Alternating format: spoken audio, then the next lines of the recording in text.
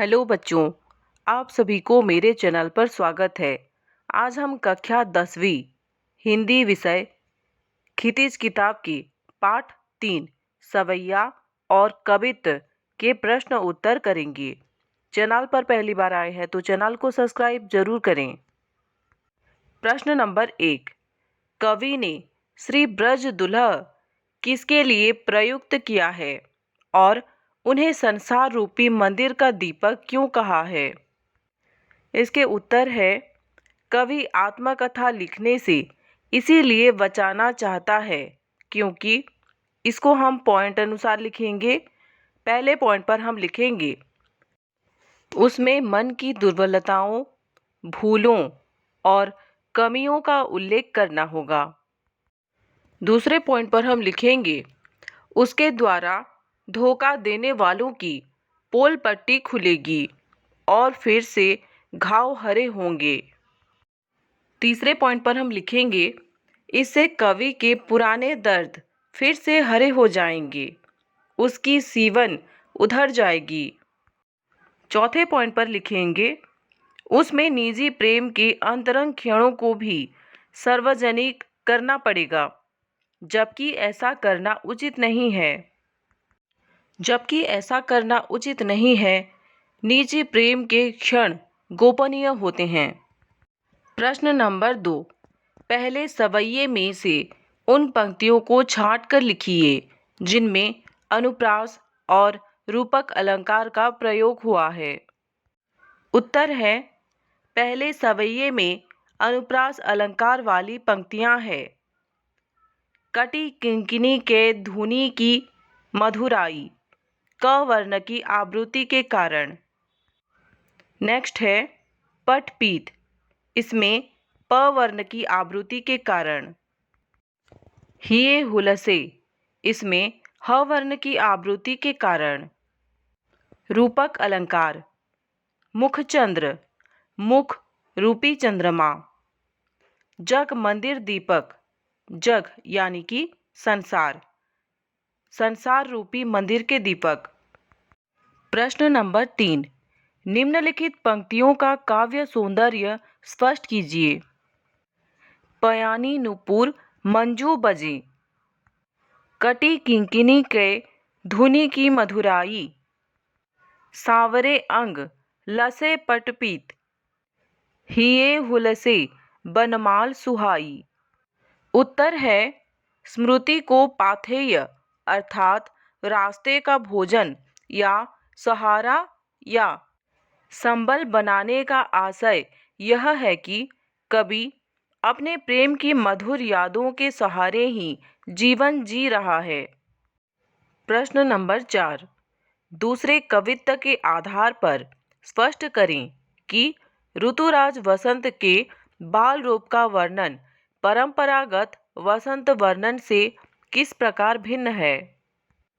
उत्तर है दूसरे कवियों द्वारा ऋतुराज वसंत को कामदेव मानने की परंपरा रही है, परंतु देवदत्त जी ने ऋतुराज वसंत को कामदेव का पुत्र मानकर एक बालक राजकुमार के रूप में चित्रित किया है। दूसरे कवियों ने जहां वसंत के मादक रूप को सहारा है और समस्त प्रकृति को कामदेव की मादकता से प्रभावित दिखाया है, इसके विपरीत देवदत्त जी ने इसे एक बालक के रूप में चित्रित कर परंपरागत रीति से भिन्न प्रकृति को उनके लिए आसक्त दिखाया है। वसंत के परंपरागत वर्णन में फूलों का खिलना, ठंडी हवाओं का चलना, नायक नायिका का मिलना, झूले झूलना आदि होता था, परंतु इसके विपरीत देवदत्त जी ने यहाँ प्रकृति का चित्रण ममतामयी माँ के रूप में किया है। कवि देव ने समस्त प्राकृतिक उपादानों को बालक वसंत के लालन पालन में सहायक बताया है। इस आधार पर कहा जा सकता है कि ऋतुराज वसंत के बाल रूप का वर्णन परंपरागत वसंत वर्णन से सर्वथा भिन्न है। प्रश्न नंबर 5। प्रातहि जगावत गुलाब चटकारी दे, इस पंक्ति का भाव स्पष्ट कीजिए। उत्तर है प्रस्तुत पंक्तियाँ देवदत्त द्विवेदी द्वारा रचित सवैया से ली गई है।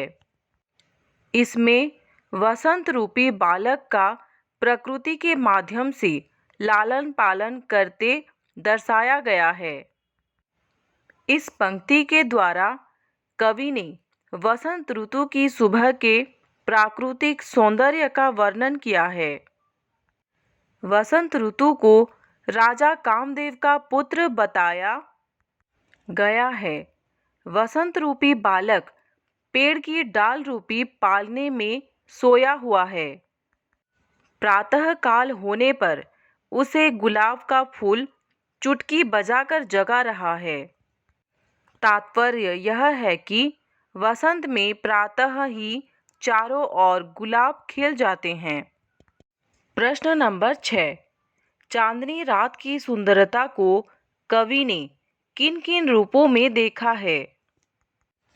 उत्तर है देवदत्त जी आकाश में चांदनी रात की सुंदरता अपनी कल्पना के माध्यम से कुछ रूपों में देखते हैं।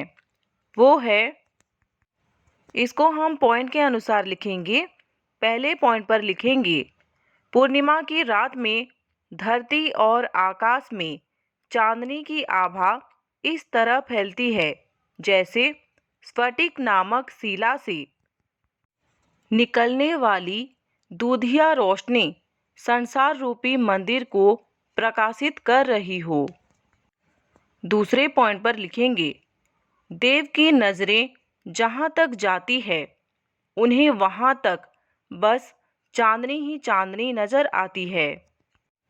ऐसा प्रतीत होता है मानो धरती पर दही का समुद्र हिलोरे ले रहा हो। देवदत्त के अनुसार चांदनी रूपी दही का समंदर समस्त आकाश में उमड़ता हुआ जैसा नजर आ रहा है। तीसरे पॉइंट में लिखेंगे, धरती पर फैली चांदनी की रंगत फर्श पर फैले दूध के झाग के समान उज्जवल है तथा उसकी स्वच्छता और स्पष्टता दूध के बुलबुले के समान झीनी और पारदर्शी है। चौथे में लिखेंगे, कवि देव जब चांदनी रात में आकाश को निहारते हैं तो उन्हें ऐसा भ्रम होता है मानो आकाश के तारे गायिका का वेश धारण कर अपनी सुंदरता की आभा को समस्त आकाश में बिखेर रहे हैं। प्रश्न नंबर 7। प्यारी राधिका को प्रतिबिंब सो लगत चंद, इस पंक्ति का भाव स्पष्ट करते हुए बताएं कि इसमें कौन सा अलंकार है। उत्तर है चंद्रमा सौंदर्य का श्रेष्ठतम उदाहरण है, परंतु कवि ने राधिका की सुंदरता को चांद की सुंदरता से श्रेष्ठ दर्शाया है तथा चांद के सौंदर्य को राधिका का प्रतिबिंब मात्र बताया है। कवि कहना चाहते हैं कि राधिका की सुंदरता और उज्ज्वलता अपरंपार है। यहाँ चांद के सौंदर्य की उपमा राधा के सौंदर्य से नहीं की गई है, बल्कि चांद को राधा से हीन बताया गया है। इसीलिए यहाँ व्यतिरेक अलंकार है, उपमा अलंकार नहीं है। प्रश्न नंबर 8। तीसरे कवित्व के आधार पर बताइए कि कवि ने चांदनी रात की उज्ज्वलता का वर्णन करने के लिए किन किन उपमानों का प्रयोग किया है। उत्तर है कवि ने चांदनी रात की उज्ज्वलता का वर्णन करने के लिए स्फटिक शिला से बने मंदिर का, दही के समुद्र का, दूध जैसे झाग, मोतियों की चमक का और दर्पण की स्वच्छता आदि उपमानों का प्रयोग कर कवित्व की सुंदरता में चार चांद लगा दिए हैं।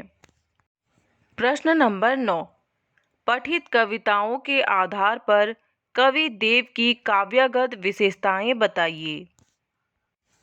उत्तर है, रीतिकालीन कवियों में देव को अत्यंत प्रभावशाली कवि माना जाता है।